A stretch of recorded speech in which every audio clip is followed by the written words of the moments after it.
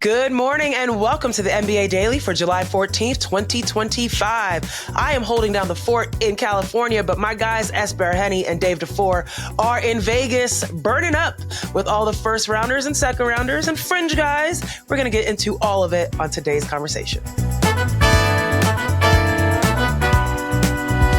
All right, Dave, S, live from your hotel rooms in Vegas. Yep. Tell me the vibes. Are they as nice as they've always been? We've got to say that S on his first night, waking up the next day with no sunglasses. That's the vibes. S got a good night's sleep in Las Vegas. I did. Smart move, man. We played basketball yesterday. Shout out to the folks that we set up a basketball run with. And that helped me have a great night's rest afterwards. I slept like a baby. It was great. Yeah. Oh, I bet. I know you were putting in some work just as much as some of these other guys have been putting on work out on the courts, obviously. And you guys have been there watching it all. First and foremost, though, tell me about this setup that you guys have, because you sent me the pic of the stage. Like, it is so legit. Who stopped by? Who can we look forward to hearing from in the next few episodes? Oh man, you know what? We had a really great weekend putting together shows for next week. A lot of Sam Vecini. So if you're into the draft and rookies, like, summer league vibes. So we got a lot of Sam Vecini, and also just we mixed it up a little bit. I did a show with Alex and Andrew. We did a little bit of like off-season review. It's going to be a fun week of stuff that we were able to do in person. Very lucky to kind of have this excuse to get together. Okay, I like it. I'm excited to hear. But first, we actually have to get into the action because Summer League actually happened this weekend. There are games going on every 2 seconds. I look up. It's a random combination of teams going up against each other, but it's fun. Of course, the big matchup was Cooper Flagg, Dylan Harper facing off against each other. And I'll say shout out to the Cooper Flagg fans that kept the faith. Anyone that kept the faith. Of course, his first game, lacked a little bit from the scoring department, but he definitely made up for it in that second game.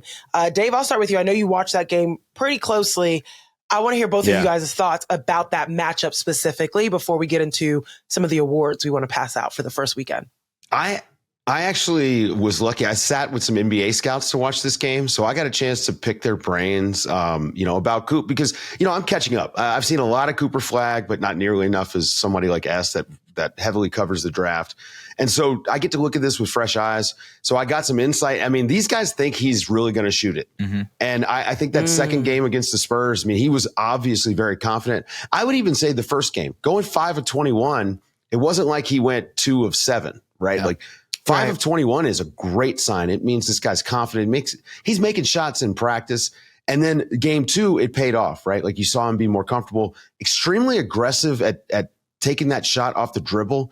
And I was talking to some NBA scouts, and they think that shot off the dribble is going to come for him. And right now, not to get too in the weeds on this, but right now he just doesn't cock his wrist enough on that pull up. As soon as he figures that out, I think that's a shot that's going to consistently drop for him more often. Yeah. But he looks great on catch and shoot. I was surprised by how good his shot looked. Yeah, sometimes you can tell when a guy has more rhythm off the catch just because his base is a little bit better instead of when he's moving and he's on movement, like in a pick and roll. He likes to have his feet really wide. Absolutely. And on a catch and shoot, it's much easier. Totally. And I think to your point about the pick and roll situation, like the Mavs are going to put him in a lot of spots to be a ball handler. And we've seen that through the first 2 games. Yes, the first game was a little bit lackluster in the scoring department, but we saw his potential as this jumbo point forward type. I think we just saw that against San Antonio too, even though he was facing a really aggressive defense with Carter Bryant and Dylan Harper. The ball pressure was relentless. And I thought the way that he contained himself in that moment was really impressive, above all else. Gotta say, Spurs Summer League team, crazy defensively is a problem.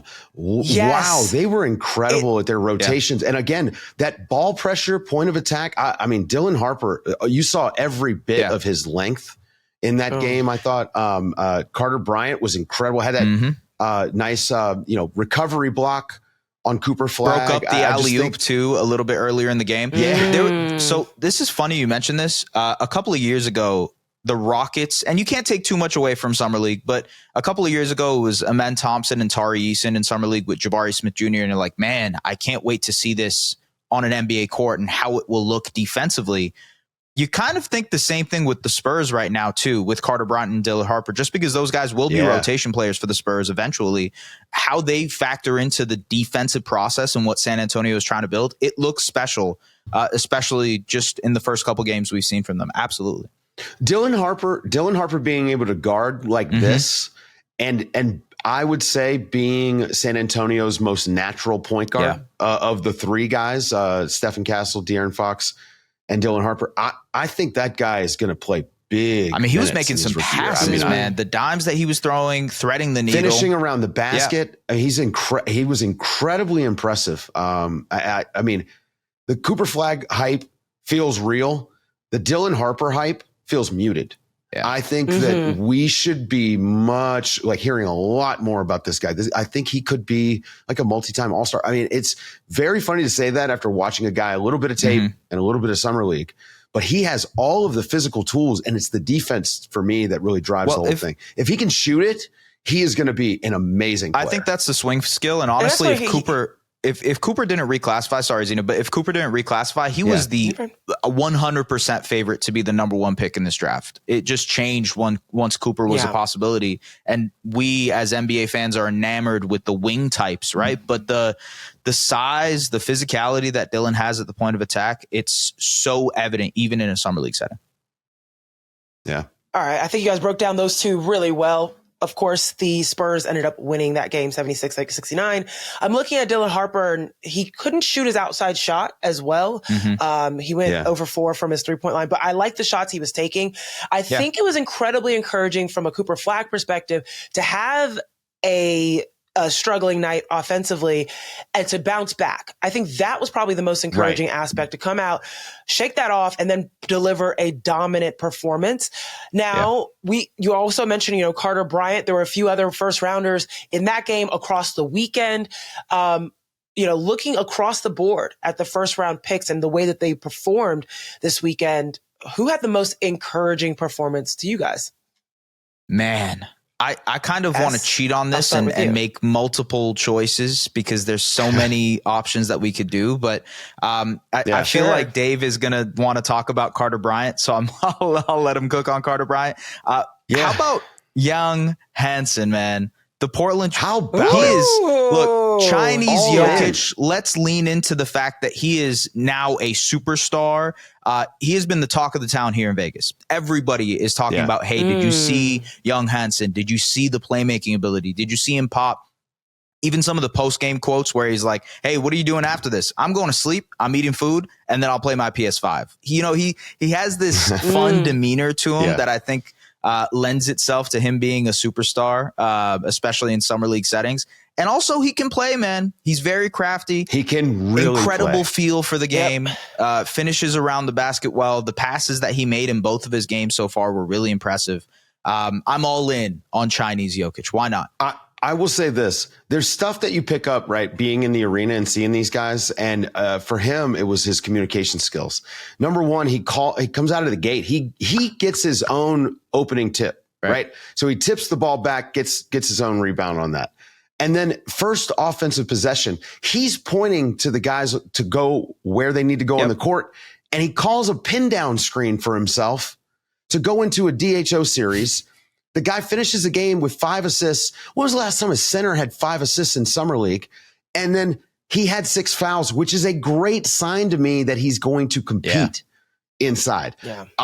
There was not a single negative that I could take away from his game. Nothing. He was directing traffic on both ends, defense and offense. I think when you communicate like that, you clearly understand the game at a different level. He's got feel and he's got touch. Donovan Clingan's going to be his backup. That's I'm just saying, like, Donovan Clingan is going to wind up his backup. He's too good. You have to play him to see what you got. I agree with. I just think agree that he has to play. Is there. I agree that he has to play. Yeah. He's a really good offensive hub for the Portland Trailblazers in ways that Donovan Clingan is not. Interestingly enough, they have a similar height, but again, as you mentioned, he had 5 assists against Golden State. I think he had 3 assists against Memphis. Like, this is his element of his game that I think Donovan Clingan doesn't quite have. Donovan is a great screener. He's a great person to have as a body in the, handoff series. Great rim protector too. He's not someone, he's a great rim protector offensively. I mean, like he's great to have in those positions in which he can be an asset to the guards. Yes. But Hansen definitely felt as if he was someone he could be people could be assets to him, right? He could set up situations in which he could be assets to others and people could be assets to him. And that makes him dangerous offensively because you don't know, in those situations, you don't know how to guard that, right? Who do we prioritize in this situation? And so I think that's what makes him very uniquely positioned to what Dave was saying. I actually thought that too when I watched him against Golden State. I was like, I could see this guy starting. And, to remind everyone, he was the 16th pick. Yep. Everyone thought the Portland Trailblazers were wild. They laughed at for choosing him so early. Yeah. They laughed at them. And now clearly the scouts did their job. In Portland, and they're making them look like they're geniuses up in Portland. So I like that pick. Very encouraging one. I do want to get to Carter Bryant though too, because I loved. It was like Greg Popovich's spirit was just exuding through the entire Spurs bench, Spurs players, but specifically through Carter Bryant. The maturity, the communication, the tenacity, everything about him felt so much more elevated than the typical, rookie coming in these days. What did you like about him, Dave? I'll start with the athleticism. I think that's the first thing you see. Number one, he's got an NBA body. Absolutely. Day one. Yeah. And that's huge. Like he is ready to go. Now, I don't think that offensively he's where he needs to be a rotation piece day one. But the defense is going to get him on the court and get him opportunities. His length is, you can look at him and physically you can see, okay, this guy has length. He has size. He looks like an athlete. He looks like an NFL tight end almost. And some of the stuff that he was able to do defensively, I mentioned the recovery block that he had on Cooper Flagg. I think this guy is going to be able to guard maybe 1 through 4 in the NBA and also provide some rim protection. That's really unique. And so if again, this is a team that's building toward the future, but there's a world in which they need a stop and they go to a lineup that's got Carter Bryant in it. I think that he is that level of defender already, and he's joining a team that values defense. So he's going to get a shot. If his 3 from the corner can just drop, right? If he can get those shots up and he can hit 35%, game changer. And that guy, the Spurs defense is going to be scary anyway. You throw that guy in the mix, we're talking, this is going to maybe be top 3 defense. The Thunder are going to have a lot of pressure to be the best defense in the league. I'll just say one more thing about Carter Bryant. He was my favorite, maybe second favorite prospect in this draft, just because of how much he fits into the 3-and-D mold and like the defense really, like he has the potential to be an all defense level player eventually. Once he physically gets better on the offensive end, I actually really believe in the offense too. He needs to be set up more, and that's why Summer League isn't necessarily the best infrastructure for him.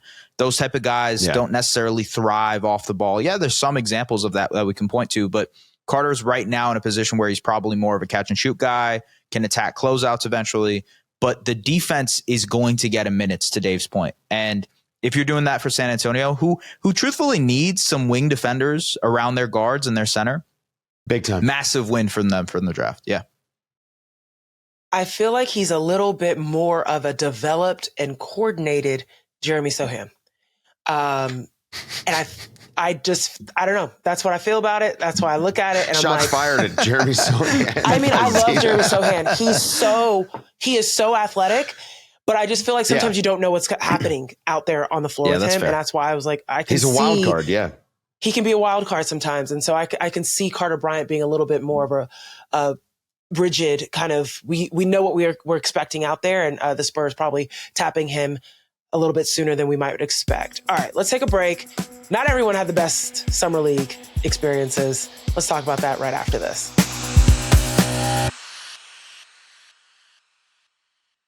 While Es has found his sunglasses, there are some players that have not quite found their rhythm at Summer League just yet. And Sally Jesse Raphael sunglasses. They're great. I like the gradient. Okay. For those of you that cannot see this, the shape to these sunglasses are purple solid. hue. There's a nice little purple hue gradient there. Okay. Very circa early 2000s. And I like it. And I'm not mad about it. Thank you very much. Appreciate it. Let's Thank get you. into some of the players. Those eclairs or guys, focus up. Focus up. That's good, Dave. Let's get back into the players that, have struggled a little bit. I watched a lot of the California Classic. Of course, I was able to do some analysis on that. And there was one player that stood out to me, and that was Kasparas Jakučionis. Really struggled throughout the California Classic, but then popped during his game in the Summer League. And you could see that was a little bit of a concern in terms of his consistency. Mm-hmm. He struggled to shoot from outside, and that was kind of like his bread and butter as a draft prospect. He still pushed the ball. I like the way that he was aggressive in transition. I like the way he was aggressive on defense. But right now, I think a lot of people are having concerns about, okay, he had a 21-point performance, I believe, over the weekend. And it's like, all right, can he keep that up? Is this the slump? Is the slump over? Can he keep that up? I am of the mind that, yes, he can, I think. But that was the one that kind of was glaring for me of like, okay, what's going to happen with this young man? But I feel like there were some others throughout the weekend that you guys may have had an eye on in terms of first round picks that were a little bit discouraging from their performance. I'm going to cheat here and list a second year player because and I'm going to actually, because I think you brought up the Miami Heat and I want to bring this guy up. And it's very interesting to me because of the comments. He's on my list. Okay, cool. Because Erik Spoelstra said he is worried about Kel'El Ware's unprofessionalism, or he said that he needs to work on his professionalism. He had 10 points and 6 rebounds against the Atlanta Hawks in his Summer League game. Didn't play in the California Classic for the Heat. And I think it's worth noting how good Kel'El Ware was in his rookie year. We talked about it ad nauseum of like how dominant he looked, how perfect he is in the front court for Bam Adebayo as a guy who can stretch the floor, good rim protector, et cetera, et cetera. Erik Spoelstra basically said, like, he has all the talent in the world. How can he harness that talent? And to me, what's discouraging about this is if you're a second-year player who was near the top of your rookie class in your rookie year, you need to come out and show that you do not belong in Summer League anymore. You need to dominate, and that there's no point in you playing your second game or your third game. So that's why just the whole weekend for Kel'El was kind of discouraging for me. I mean, Erik Spoelstra doesn't do this a lot. I do want to say that he did play in one game at the California Classic. He didn't play in the last game that I analyzed, but yeah. So, and we never got clarity as to why. We figured maybe he was shut down in preparation for Summer League, and you're right. And you shutting him down, and then he comes out and has kind of an average performance for a second year player.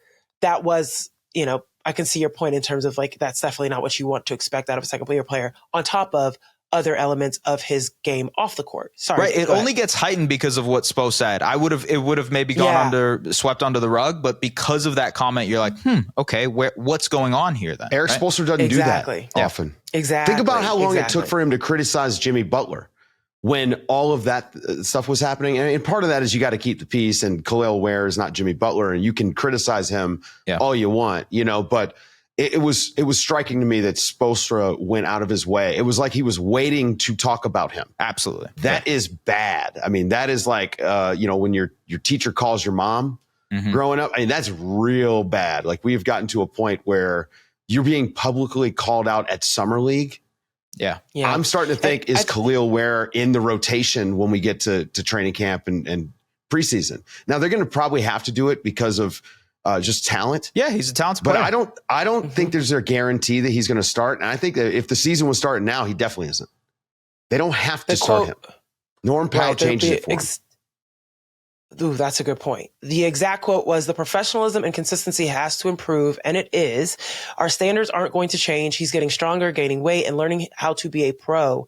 But he's got to take ownership of it, and the other stuff will come along with that." I think that's a very fair point to call out Kel'El Ware, especially when you look at alongside him, Pelle Larsson, who's had a great Summer League so far and is showcasing his growth. And that's what you want to see in your second year player. Every single one of these players that are playing in Summer League right now, you're not there to actually go to the chip. You're not there to actually get a Summer League title for your organization. You are there to show that you are on track. That you do not belong in things. Summer League anymore. Like that I'm not supposed to be here anymore. That's the point. And it is concerning. Listen, the Hornets are 2-0, right? Culture change, guys. It starts at Summer League. We are high on the Hornets, right? Like don't tell them not to win Summer League. It's important. Yep. They get rings for this. I like the cheat here, though, Es. I like the cheat from, players that aren't performing the way we can do first rounders, we could do second rounders, or we could do second year guys. Because I do think if you're really going to assess anything at Summer League, you absolutely can look at, the recent draft picks and say, oh, okay, we'll see, et cetera. That's cool. Whatever they're doing right now, they're going to develop. They're going to get in the weight room. They're going to get reps, all the above. Yep. It's really the second year guys that you're looking at and saying, what have you been doing this offseason? What have you learned in the first year in your NBA career? And, where are you at? Dave, I'm going to open it up to you. Any second year guys that you're like, okay, you are on the right track, and, or you're a player that's making you go, you might be fighting for some minutes on the bench this year. I think I'll jump into a guy who disappointed a little bit last year. Part of his opportunity, right? The Rockets are really deep, but man, Reed Shephard had a great game the other day. Put up 28, had 8 rebounds, which is kind of incredible for a guy his size. Tells me that some of that physicality that was maybe a little bit too much for him last year. Looks like he's been in the weight room a little bit, doing some stuff, had 4 steals. The shooting, though, that's the stuff that we were looking to see last season. He had that one really great G League game that I think we all watched at least the highlights of. And this is what he looked like in that. I mean, I thought he looked like the best player on the court. And it was more in line with what I anticipated seeing in spurts last season. Again, opportunity, right? He's out here. He's got the ball in his hands. They're telling him to run things. Yeah. But it's a pretty encouraging sign that he looked so dominant, actually, in that game. I mean, because, it's not like these guys don't know who he is. They're out there trying to shut him down. And I think to put up those kind of numbers, that says something. There also seems to be a kind of emphasis from the Rockets front office that, hey, this guy's going to get playing time this year. Like Rafael Stone has mentioned that. Ime Udoka has mentioned that. Like, we're going to rely on this guy to be a backup point guard for us. He needs to be able to play and play well.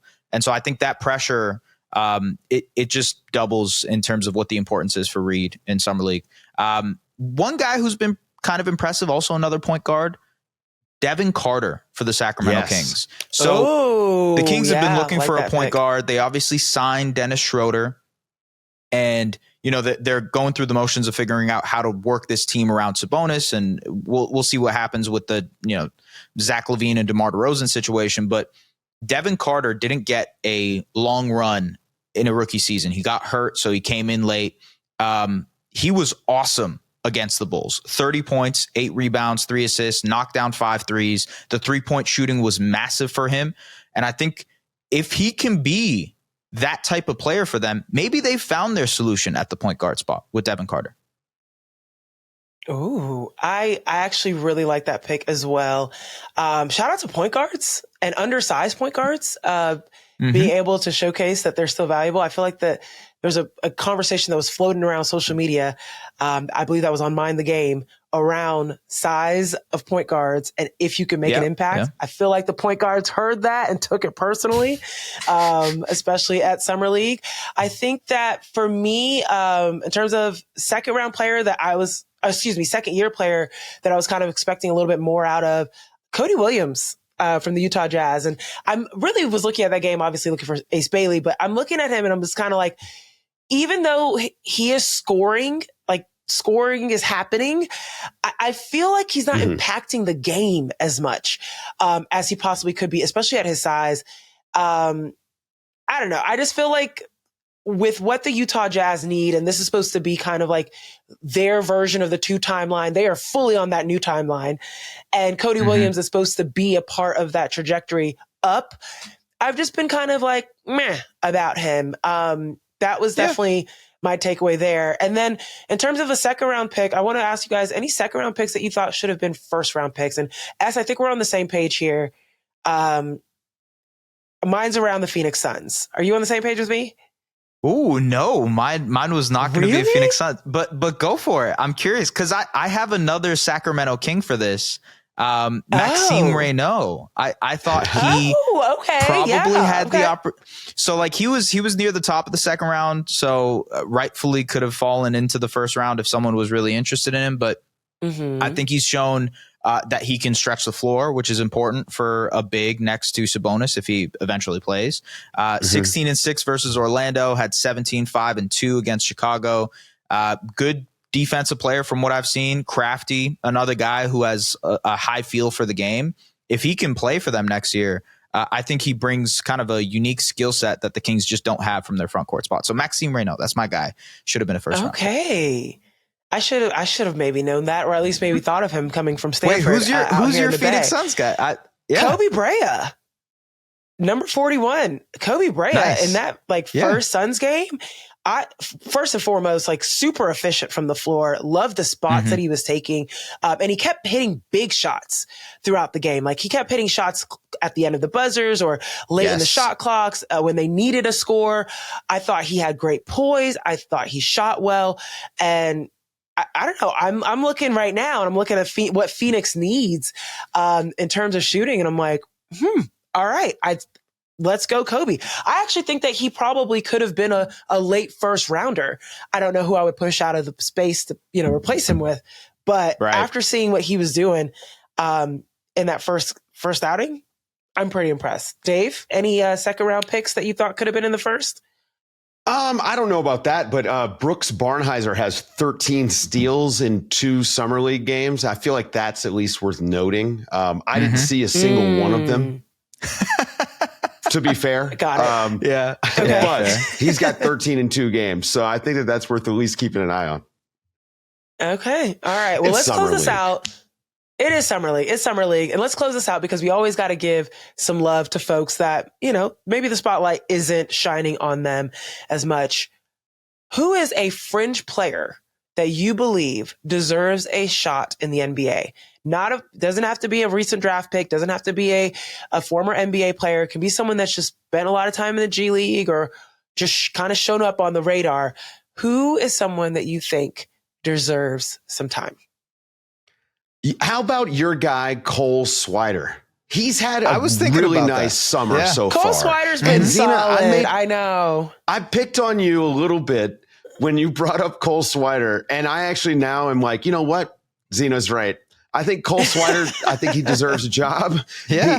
I think he's having a really good summer. I'd like to see him get signed by somebody out of this. I think that's my guy. This guy, I agree with Cole Swider. It was funny. We were kind of joking about it with Zena, but he actually can really hoop. But he's been really good. He can really hoop. He's been really good. He's 6'8", can score the ball wherever. He can shoot outside. He can break. He can lead your break. Yeah. He's just a little slower. That's all. That's, I'm happy you guys are validating me on that one. Another person that I saw at the Classic that I'm still seeing show up, and he was showing up against in the Dylan Harper Cooper Flagg matchup, David Jones Garcia, man. Oh yeah. I like that guy. He is so athletic, and he's got a crazy ability to control a game. And not in a way that it swallows, like it's just him by himself. He can get his teammates involved, but in the case that they need a bucket, in a case that they need a score, he can be that person to put the ball on the deck and go. He can get to the foul line, but he can also facilitate from that. And he's a good defender. I believe there is a job for him. There is a comfy seat somewhere. I love that on someone's roster. Zena, your experience in the G League has given you a trained eye in this situation. You can recognize the talent. Hey, I just want to mention. I just want to say he was infuriating for me at times because why are you dribbling that many times? It's the NBA. You don't do between your legs 6 times at the top of the key. It's not, and you play for the Spurs. That's not my expectation. But to your point, Zena, I thought his athleticism, it's pretty obvious. He's an NBA athlete. Yeah, for sure. Defensively, he was getting to the basket, but man, we got to cut 0.5 decision making. That's the notebook I need him to write right now. He needs to be working on that. But yeah. Great athlete, though. I'm going to give one shout to a guy who, because you opened this up by saying someone who doesn't have the spotlight. This player absolutely has the spotlight, but a lot of people have said that, including Jaylen Brown has said that they don't think he might be an NBA player.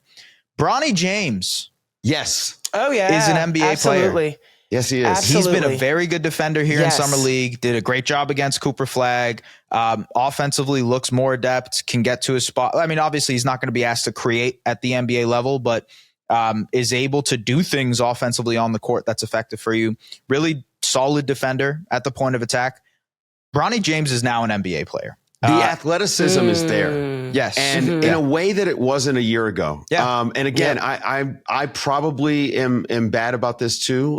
But it's very easy to forget that this kid had, a heart issue in college, and he's only like 2 years removed from that. Yeah. He looks really healthy right now. He had that dunk, in the early Summer League game. I think it was in Salt Lake City, but he had that dunk where he takes off from the circle. At the Classic. It was crazy. Yeah. Okay. So it was at the Classic. It took off from the circle. The guy's 6'1", 6'2" at best.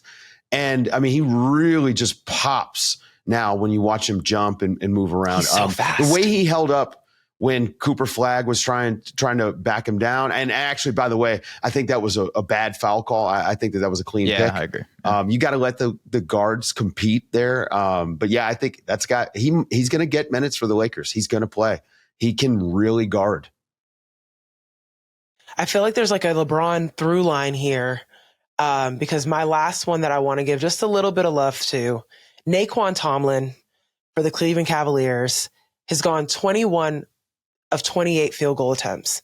But don't get me wrong, it's Summer League, so scoring is not it. But I love the fact that he's also gotten 18 rebounds over 2 games. He's good. He can hoop. Sort of motor. He absolutely can. Yeah. He can hoop. He's got a motor on him. I'm hoping scouts listen to this and they can just be like, you know what? Let me pencil in the Cavs as well. Hey, maybe we're giving them an opportunity here. Yeah. You never know. They do listen, never know. Zena. I think they're going to steal your ideas. I've heard they do. I've heard they do. Okay, guys, we're about to close it out. There's games going on right now. I just got a notification that Kobe Bryant just did something else. So shout out to my guy. I don't know what he did, but I'm going to be catching up with them. Looking forward to more conversations. Shout out to Anything Klay Thompson, who's also having a great summer. And Donovan Mitchell, who just got engaged. Right? That's an actual move. Too. Yeah. Okay. Yeah. Donovan Mitchell just got engaged. Klay Thompson just hard launched. That is not the business that we're in here, folks. But shout out to shooters shooting.